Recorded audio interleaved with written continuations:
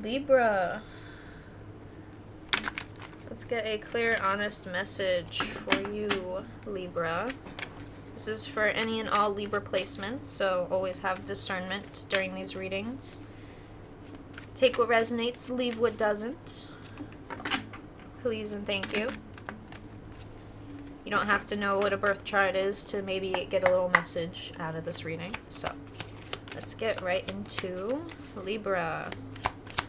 Clear, honest message for Libra, please.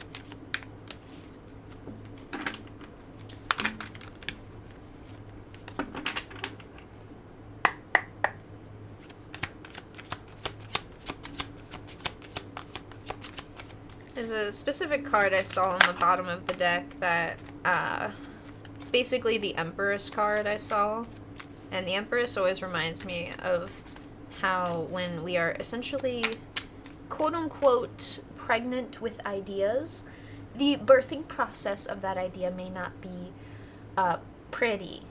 But the after part of it, and the birthing of the idea, when the idea is out in the reality, it's so cute and adorable and amazing, and you just want to watch it grow. But sometimes bringing those ideas into fruition is hard, painful work. We have Four of Wands coming out here, and I think this is... Four of Wands, Eight of Pentacles, which Eight of Pentacles is the working card. Like, it is the one card that very much symbolizes work and talks about, like, physical, like, work ethic even. Your skills, your talents as well. Hello. On the bottom of the deck, we have Queen of Cups, Salmon. I feel like, I've been watching a lot of anime, so Jujutsu Kaisen has been fresh on the mind, and I'm thinking of this one character who he has very, like, he uses his voice as his, like, superpower, kind of, in this anime. And he can only say certain words, because if he says a certain word, it could essentially be used, like, with the superpower he has. So some words he says is salmon. He'll say, like, bran flakes, salmon, kelp. If you know what I'm talking about, you know what I'm talking about.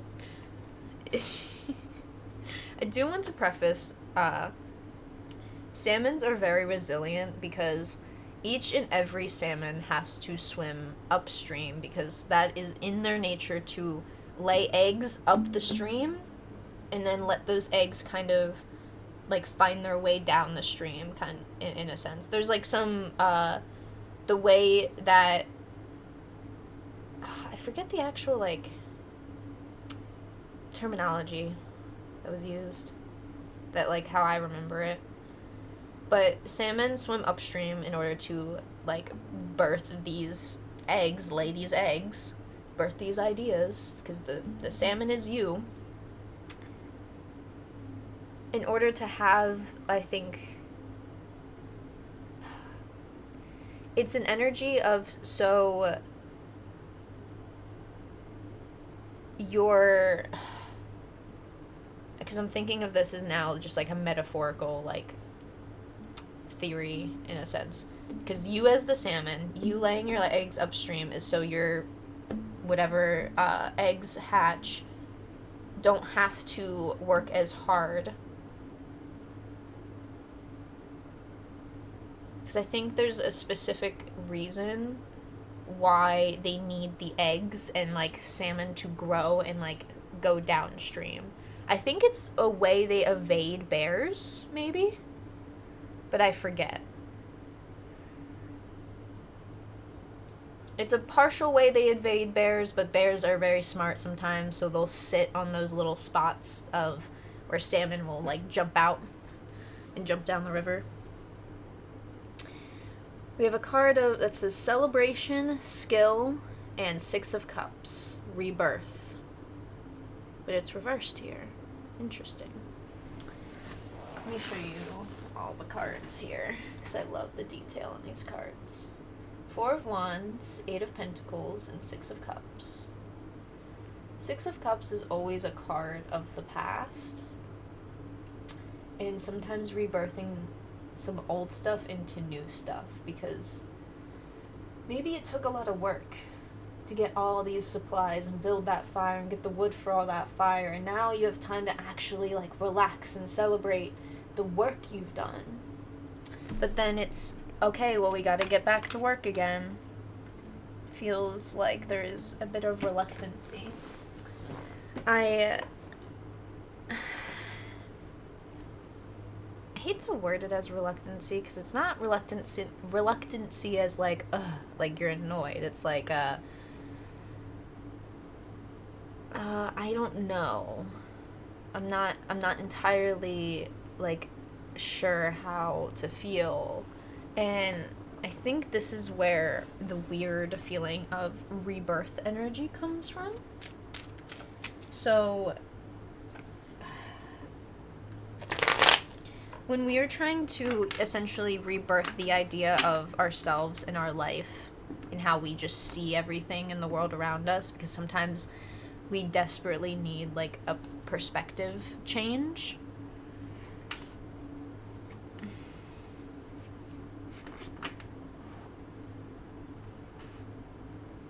And something I was gonna say there, but I think that's a big thing somebody's asking for, is this desperate need for a perspective change, but also like trying to understand that is also completely new to you. And I feel even the fact that it's new to you throws you off, because Libras are a lot about keeping balance. I'm going to say there is a way that keeps balance in essentially that keeps you complacent and content with things that aren't really that useful for your desired like flow in life, how you want your life to kind of flow. It's not going to be perfect, but you kind of want this, not even sure what kind of energy for you. You're saying it's like, I don't even know what kind of energy, you just want it to feel good. And I think this is there's a big sense of maturity here. I think there's a lot of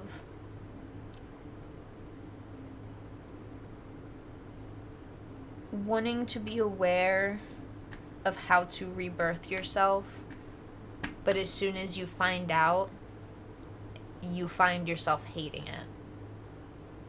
And I hate to even use that strong of a word, but it's like, no. It feels like, no.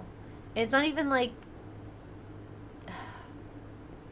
it feels like, oh, I'm gonna do all this work, and it feels like you're gonna do all this work for nothing.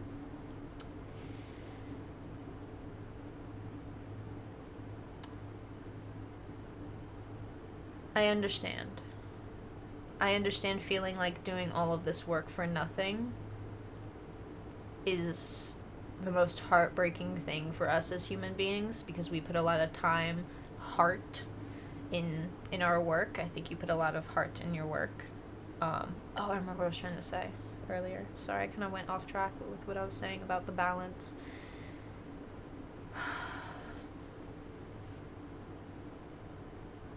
You have these scales. Libra is symbolized with scales, like justice scales. And you think that since everything's perfectly balanced, you think it's perfectly balanced, I want to say. This is your belief. It's all kind of perfect here, so you say. And if you were to throw something on one side, well, it's going to outweigh things, and that's going to cause all sorts of problems, and it's unpredictable, and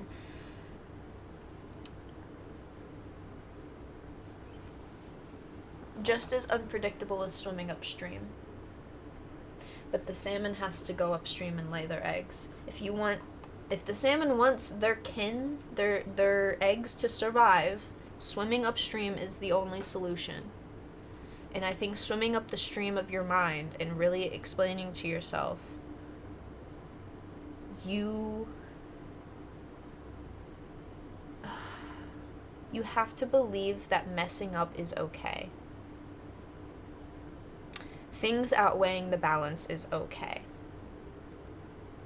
Because just because you are, in your perspective, are seeing a balanced state, there is a underlying knowing of imbalance and wanting to put balance in that imbalance. But, oh, if I just don't worry about it right now, it's fine.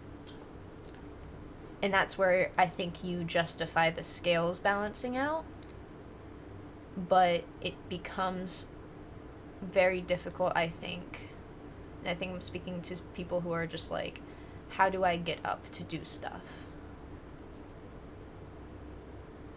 I want to ask you, those really beautiful times that you've had and that you've put work into creating beautiful moments, beautiful memories in the past, was all of those efforts and work for nothing?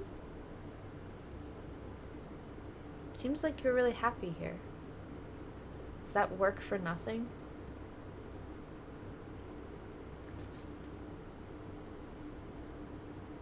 That means you're calling yourself nothing. And you're calling everyone else that you had fun with nothing.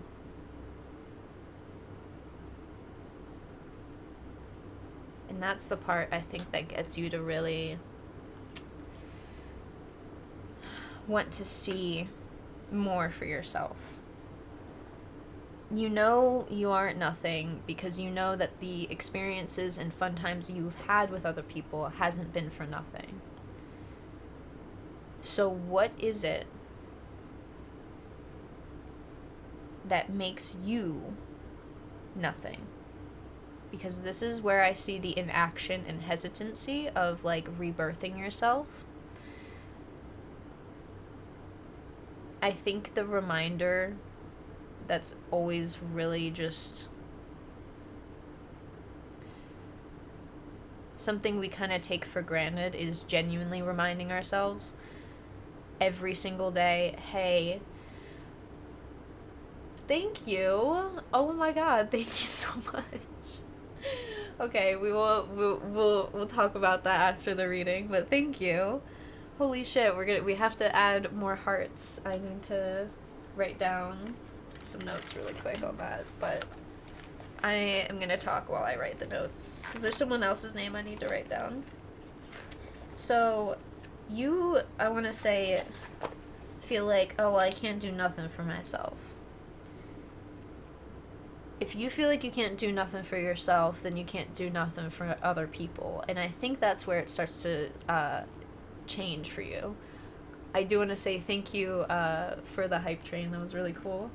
If you're watching on Twitch, you get to see all that stuff live. If you're watching on YouTube, please join us over here on Twitch. These are some pretty cool people we have chatting along with the reading. Anytime people watch this, I appreciate it, but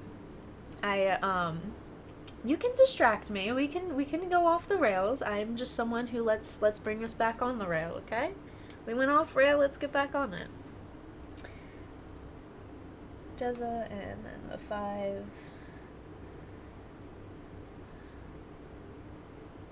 Okay. You feel the need to do other things for other people, and that's what really, like, gets you up. But imagine if that other person was yourself. I feel like treating yourself as a completely stranger third party, this is the key. Seeing yourself as a stranger on the sidewalk who just dropped all of their groceries and no one's helping them, and you know you're gonna be that motherfucker that's gonna help them regardless. Like, you were gonna help them as soon as you saw them, like falling with the bag, and then you're just gonna help them up and then help them pick up their stuff. And you are also the person that gets other people to help because you're just the one that takes action. But what if you're that stranger that you're helping? What if that stranger's you? I think treating yourself as a stranger that needs a helping hand is allowing this room for growth. And I think this is where You need to understand that there's work that needs to be done. The salmon needs to lay its eggs upstream, but it doesn't need to be as insanely hard as you have to take this like jump from the bottom to all the way to the top. There are different layers here to this waterfall that you can utilize to kind of like jump upstream and take your time to really process this genuine work that I think you find so much fulfillment in. But I know the hard truth of like not being able to do certain things for yourself. But at the same time, I always had in me, this is just a personal thing about me, like I'm just built this way of I can't give up on myself. I can't. I feel like I'm doing the younger me, like little me, a disservice. Her dreams, her ambitions, her just like paths and goals in life she had, I can't let that go. Like it's something I just can't forget about. And it's almost like being the parent of your own child. Like there's certain parents that like, listen, even my own dad, they do a lot of fucking shit. Some good parents out there that do a lot of hard work and work hours and hours long just to make sure that their kids are happy. But at the same time, there's nothing wrong with seeking work that isn't going to strain you as much. You understand there's work that needs to be done, but it doesn't need to be this difficult for you. It doesn't have to be, because you get to choose that.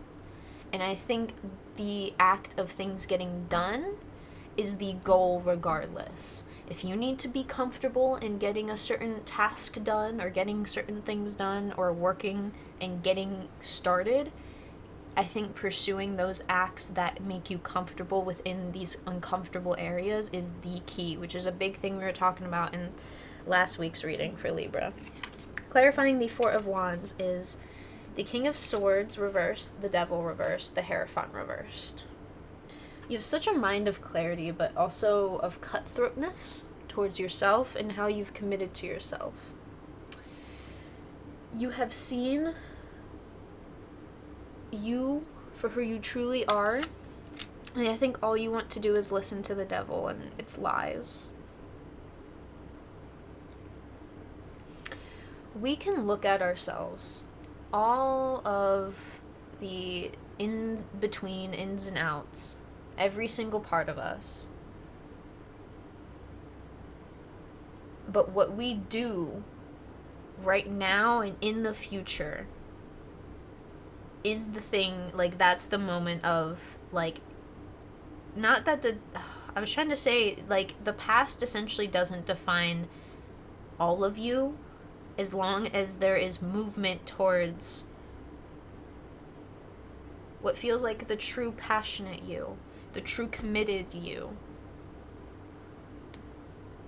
The devil talks about how these are negative energies that keep us from doing the things that we actually either like about ourselves or desire to do with our lives. A big part of it is a simple, oh, I can't do this thing because of this memory and this thing, and I messed up here, and what if this happens again, and I can't do this, so I'm not going to do it, and all these things aren't actually the true you that wants to speak. Finding comfort in allowing yourself to open this line of communication and knowledge of yourself is that action of getting comfortable in the uncomfy stuff. Because I'm gonna be honest, me and my boyfriend tag team everything, and I can't tell you how much that helps. When we do chores around the house together, we get it done faster, and it makes us feel better because we sit there and say, we are in this hole of dirty laundry together, we're gonna do it together, and one of us may do it more than the other, but we always try and find that balance of like, okay, I'll take it on the next time, and like this round of laundry that we're doing, I'm wanting to just fold everything really quick, or at least separate it into piles really quick, and then I say, hey boyfriend, whenever you have a second, find a good stopping point, and you can help me just put stuff away really quick, because I like separated everything, and then I was like, okay, like help me carry this into the bedroom because I only have these little arms, and help me put stuff away. We did it within 5 minutes, and then he got back to whatever he wanted to do for the rest of the night, instead of one person taking it like 30 minutes. But maybe there's an energy of tag teaming with yourself when you essentially don't have another human being to help you out with things. I learned very well how to tag team with myself, because my boyfriend is very much of the, hey, I see that you are independent and want to do everything yourself because you had to do everything yourself. Let me do it type vibe. He's the let me do it, and I'm the I want to do it myself. So that's where that tag teaming energy comes in. But when I was single, I really said, okay, I'm gonna feel so gross if I don't have clean laundry tomorrow. Even just a little bit of it. And if I can, it doesn't need to be perfect. I literally folded nothing and just shoved it into drawers. As long as it was in a drawer and I could put it somewhere that wasn't on the floor, I was happy, and it made me feel fulfilled. And it doesn't need to be as difficult as you need to fold everything super nice. And I straight up said, shirts go there, pants and shorts there, undies and stuff go there, and then I just threw it all in its respective drawer. And anything I needed to like hang up, that I wanted to like hang up in my closet, I did. I didn't care. And I think this is the thing of like, it doesn't have to be like, it's not fair to yourself to make it like a perfect thing, you know? It doesn't have to be this absolute perfect thing, because in time you will be able to make time to have this like perfectly folded laundry if you so choose to do that. It's more of, you know, you don't have time now, so give yourself those time-saving life hacks. You don't have to have it be a super perfectly organized thing. But I think if it's like there's a metaphor of like clothes being on the floor, as long as they get off the floor, your space just feels better. That's a big key, because this work of like effort is allowing you to create a space that makes you feel I can breathe for a second. We clarifying the 8 of Pentacles. We have the 6 of Wands, Justice, which is your card, Libra. You are coming out in your own reading here. Jesus. The Temperance reversed. Interesting. Strength on the bottom of the deck there. Strength right here, if anyone knows tarot. Sareem, welcome in. Hello. Hope you're having a good day or night wherever you are in the world. Or at least decent. I know things can't be perfect right now. Also, I'm shaky due to my coffee. It's not too bad. I really don't care. I just know it's a little noticeable. So if you see a little shaky shake, I've had some coffee. Because I'm also not paying attention to a lot of my movements. I just want you guys to see the cards. 6 of Wands, recognition, justice, balance, and clarity, and temperance, integrating recognition. And I want to say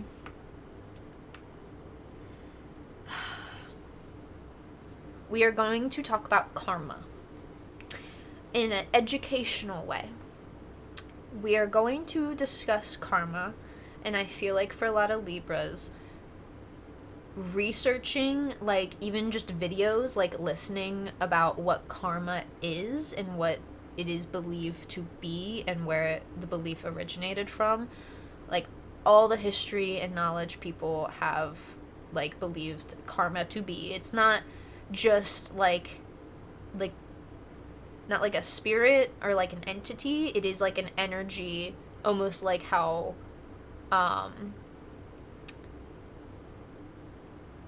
people describe it as like the air that surrounds us and the water that surrounds like the sea life. Like, it's just there within like everything. And I think the best way for some probably nerdy Libras out here is, how many of you have played a Fallout game? How many of you? And if you haven't played any Fallout games, I really want you to just look up videos of how karma works in those games, because I think this is the recognition of good karma and bad karma. There is good karma in Fallout, and then there's bad karma in Fallout. And this is the belief of, like, what you give out into the world, what you put out into the universe, is essentially what you're going to get back. What goes around comes around, kind of a thing. But what goes around of you giving to the universe will essentially come back around for you. But I want you to understand how that has been playing out in how you've been treating yourself. If all you do is treat your ideas and your work with disgrace and disrespect, what do you think's going to come back around in your mind? These small, tiny acts of kindness and just what actually feels like balance of, hey, we're kind of being nice to ourselves, but it doesn't need to be perfect. It can feel a bit cheesy, because that's kind of the whole point. It's going to feel cheesy at first. I know from experience, being nice to ourselves feels a little uncomfy, but a lot of it doesn't need to be, I'm speaking affirmations into the mirror. I never did that once. I straight up just talked to myself in my head, like looking at a mirror. And I just kind of, like, sat there and was just, like, thinking introspectively. I feel there's so much weight around thinking this healing needs to be this most complicated thing ever, and everything needs to be, like, so complicatedly solved. Like, the solution has to be complicated when it doesn't. I don't think you feel like that is right as well. Like, some of you feel like it's not the right path, but you're like, oh, this is the only thing that makes sense, because, like, this is the level of balance I need, care and resilience and strength that I need in my life. We have Temperance here coming out reversed, which I think there's this big hesitancy. And I can only encourage you so much from afar. But the biggest thing I want you to remind yourself of is, when you give up on yourself, you're giving up on that little younger kid version of you that had a lot of dreams. Because I think we all had a lot of, like, pure-hearted dreams as children.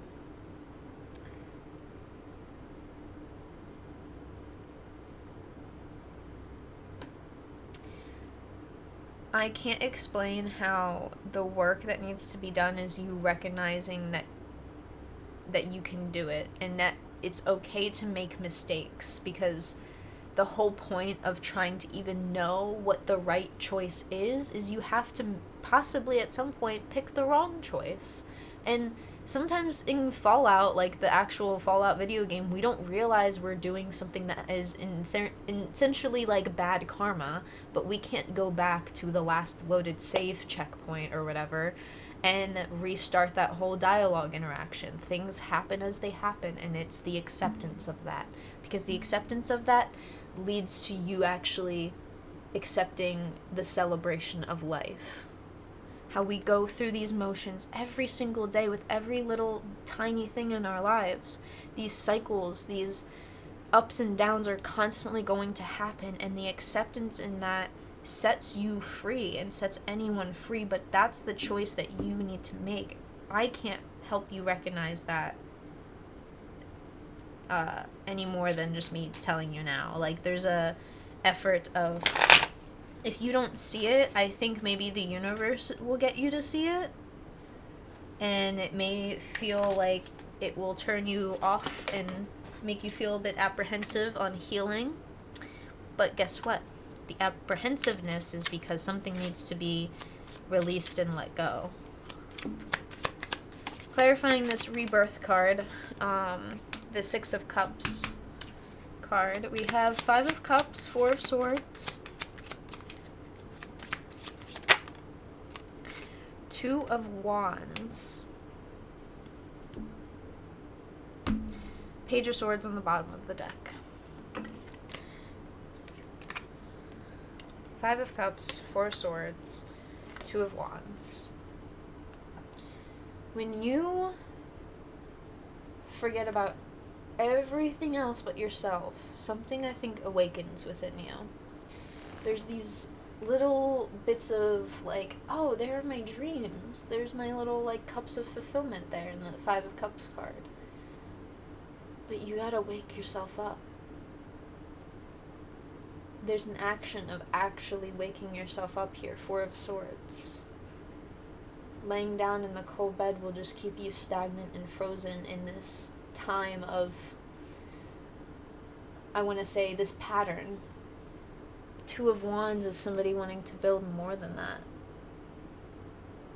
And I think seeing more of that in yourself has allowed you to even see what you could build for yourself. It's like seeing beyond the horizon, but also seeing how you could also build some house out there on the horizon and see, oh, this lake is so perfectly close to, would be so perfectly close if I build a house right here. I don't know how to build a house, but I'd love to build a house one day. Okay, well, look it up. Step into it. Dive into it. See what happens. And if building the house is the house that you are building inside your heart, please always remember that your heart is the place that you can call home to yourself, but you gotta build that home within your heart, okay? I want you to give thanks to yourself for trying every little bit that you try to persevere past all of this doubt, this pain, this non-believing pattern. You are getting up and feeling not only victorious, but feeling like I can really have, I want to say, you feel like the leader of your own life. That provides so much freedom in our own soul. And I think the biggest thing is the pursuit of the life that you want to pursue. When there is no pursuit in the life you want to pursue, and there's no hard work being taken place, well, I guess you will be comfortable staying in that cold there. And you must be real comfortable because this new you is waiting for you on the other side. And it's the Six of Cups, the card of the past. It's like, alright, you're kind of letting your inner child go into the ether of what could be the future. But I think this is understanding that getting up every single day, and the fact that I didn't see this go out, but I can smell that it went out. I can smell the smoke. You are the phoenix that rises from your own ashes every single day, every single morning. And I can't tell you how much the metaphor of the phoenix and like the mythology of the phoenix, where it grows and matures and then bursts into flame and becomes ash, but then is reborn within its own ashes, reminds me that there are situations that feel like that they burn us to the core and create this ash in our soul. But from that ash, we can be reborn again, because every forest fire that happens, no matter how bad or scheduled or planned, because sometimes there's like planned burnings, because the ash that comes from that is so fertile for the soil that it grows trees like 10 times more like abundantly than any other soil ever. This is a big reminder. These ashes are fertilizer to this new ground of your soul that you are growing upon. And it's going to feel like brand new. It's going to feel like you are a child again. And that's okay. You gotta hold those little inner child hands of yours, because You are stepping into something that brand new. The innocent you is stepping into something you have no idea about, so it's going to be like a kid growing up, new to life again. But that freedom, I think, is providing you with a whole sense of strength and salmon. It's providing you a whole bunch of salmon. Sorry. I keep thinking about the anime where all he says is salmon, bran flakes, kelp. You're allowed to say those things. Who cares if people find you weird? There's people who know what you're talking about when you say salmon and bran flakes and kelp. I don't care. You hang with those people. I think that's the freedom you find, is freedom pursuing the ideal comfort that's going to provide you to that direct solution. That, I'm gonna be honest, sometimes the direct solution is a little hard to choose in the moment because it's always an easier said than done. And I should probably remind people to always have that discernment with tarot readers. It's always easier said than done, so please do not feel weird if you feel like, oh, well, she's just saying all this and it sounds so easy. And I'm like, yeah, it's because it's always easier said than done. But trust me that every single day, reminding yourself that you are basically being reborn again gives you a sense of clarity to rebuild. And seeing the world literally like Minecraft. But like Minecraft hardcore mode, where you're not allowed to respawn. So, I implore you to just even rewatch this reading if you really want to, because I'm going to upload this on YouTube. But thank you for watching. Thank you for letting me read your cards. I appreciate every single one of you. Oh, thank you for the follow. I didn't see that. And we are not ending on Twitch, but if anyone is going to be watching on YouTube in the future time, thank you for watching, and I hope to see you in the next one. Peace.